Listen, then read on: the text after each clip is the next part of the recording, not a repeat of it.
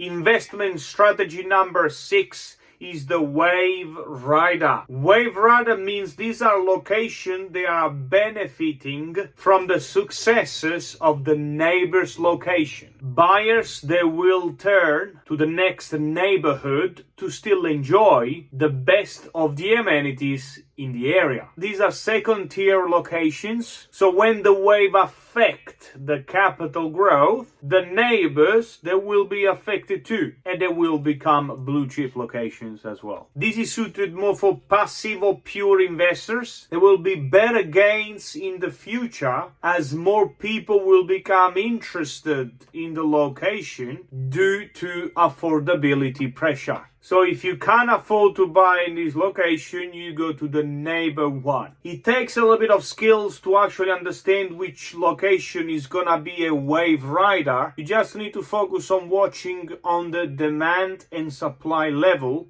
distance to amenities, and commute time to employment centers. My suggestion is to not stay too far from trains and public transport in the major cities and look for potential for improved local amenities in the area. This is a moderate risk if you do your homework, high risk if you're lazy. These locations offers higher yield than the neighbors one, but they still slightly negatively geared. This is depend of the interest rate and in which market cycle are you buying. They tend to become positively geared in around 5 to 7 years.